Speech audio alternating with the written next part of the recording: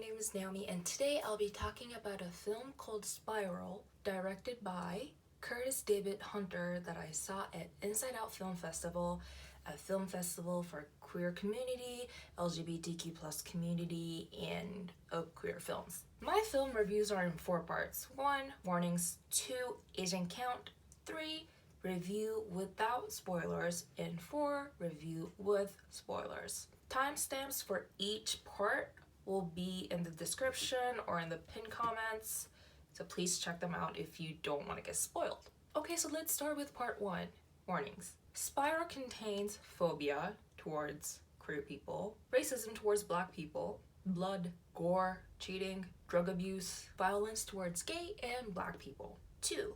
Asian count. The reason that I do this segment is because I want to pay attention to Asian talents since I'm from Japan and I feel like I'm not seeing enough representation in the media of Asian people, so I do this. With that being said, this film only has 1 Asian person, but it's actually okay because the whole premise of the film is this gay queer man surrounded by white people, so I'm just like, it's perfect. It is good as it is. Moving on to part 3, review without spoilers. I would say review with spoilers, but it's without spoilers. Okay, let me actually start with the summary of the film. Malik, Aaron, and Kayla, Aaron's daughter, moved to a small town. Upon their arrival, Malik, he notices there's something off about this town. Is it because the whole population of this town is white people? Or is it because Malik witnessed this weird ritual/party that was happening at his neighbor's house? As the mystery continues, Aaron and Kayla establish their lives in the town. So, this movie is a horror film. As someone who can't really do supernatural horror films, I was nervous when I hit the play button of this movie. This movie did nothing to me. Nothing. The whole time I was watching it, I was just like, okay. And after finishing it, I had no trouble taking a shower or sleeping, unlike other horror films that I've seen in the past. I voluntarily signed up to get scared, and what I got? Nothing. It's such a shame because I've never seen a queer horror film with a black queer actor as a main character. I was so excited for this film. I was rooting hard for this film. This movie is just in between in every aspect. The horror aspect wasn't strong enough. The mystery/drama part, it was just too obvious and predictable. You know what's going to happen and you're basically yelling at Malik to get the fuck out of the town the whole time. The whole bigotry against queer and black people is painful to watch. But it's more like, yeah, we saw it coming. It just didn't surprise me. If they had taken more time to establish Malik's or Aaron's narratives, I think it would have been a lot more intriguing, convincing, and capturing. Now I feel bad, so let's say something positive. Something that I liked about this film. Jeffrey Bowyer-Chapman. He's a fine actor. I only know him from RuPaul's Drag Race, All-Stars cameos, and Canada's RuPaul's Drag Race. And he has this like acting moment with RuPaul in RuPaul's Drag Race All-Stars, and it's really confusing. It's just really forced and like it's supposed to be awkward and everything, but it's a bit too awkward to be self-aware awkwardness. So it's just like, what the heck's going on here?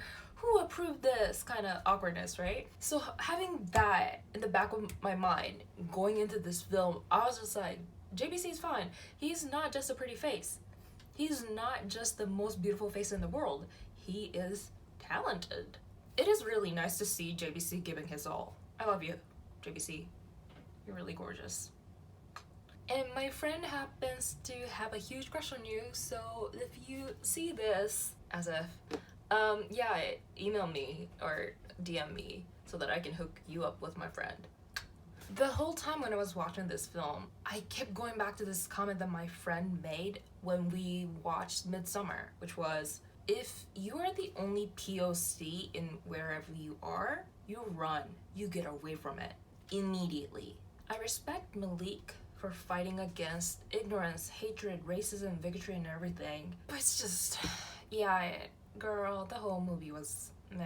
Seriously, listen to us. When a person of color says there's something going on here, I don't like the vibe here, let's get out, you listen. You listen to us. Okay? Trust us. We know when things are going wrong. Yeah, so that's my review without spoilers, and from this point I'll be reviewing with spoilers. So part 4 review with spoilers is here. Should I say it? Should I dare say it? I kind of don't want to. Okay, let's say it. This is a knockoff queer Get Out, but with cannibalism and ghosts. Okay, so the white people in the town, they actually bring minorities into their town occasionally to sacrifice and eat them so that they can live forever and ever.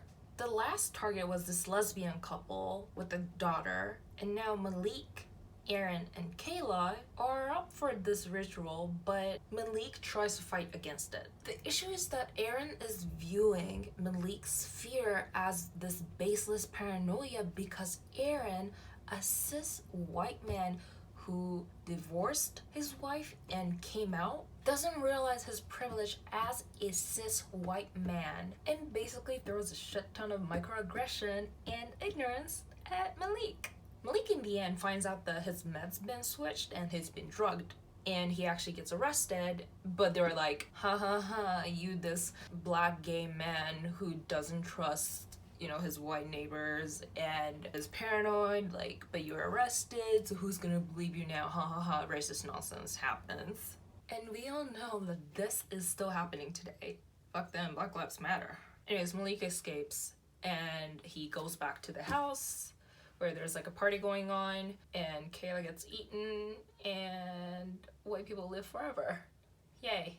The end. There are things that just do not make sense in this film. Okay, so theoretically, I can forego the whole part of, oh, like people are cannibalistic and eating people's bodies and souls and they live forever because blah blah blah. I understand that part. I can accept that part. I'm okay with that. Not in like real life. But the usage of ghosts along with this are confusing to me. When Malik is conducting a research on the lesbians, their daughter, who became a ghost, helps Malik out when he visits the house that they were living in. And there's another scene where Kayla is chilling with this boy that she meets at this edge of the town. There's a bridge, and she sees this black guy standing on the other side of the bridge and just like staring at them, and he starts walking towards them, so she's like, we gotta get out. I think he's a ghost, but I'm not too sure because this scene doesn't get mentioned again, and it just serves no purposes. Also, when the family first arrives at the town, as they finish crossing the bridge, the windshield gets a small crack, as if there's this barrier or curse or shield that got broken because they arrived. Or is it because the ghosts were trying to warn them? I am not sure. If you want to have ghosts in your story, that's fine, but make it make sense. Just because you are having some supernatural elements to your film, that doesn't mean that you can have every element. Or if you want to have everything, you have to set a ground for it. And this movie didn't do that. Unfortunately, I got this sense of the ghosts being thrown at us for the sake of having them and have some scary moments in the film. There are some moments that are really relatable and grounded and made me say, yeah, this is still happening to queer and or black people. But those moments are just so isolated and separated, not connected or interwoven into a film or a story. It was just, it's so unfortunate. Because I really appreciate the existence of queer films, existence of queer horror films, and movies like this where they talk about what it means to be queer, black, indigenous, or people of color. So I really appreciate the existence of this film. It sounds condescending, but I appreciate this film in that sense. And how gorgeous JBC is the whole time. Yeah. So yeah, that's my review. I do commentary videos on movies and current topics and feminism, what's happening in Japan and other stuff. So if you're interested in that, please subscribe to my channel, like this video, comment your thoughts in the comment section, and follow me on Instagram and Twitter at Naomi. I will see you in my next video. Okay everyone, stay safe. Bye kids.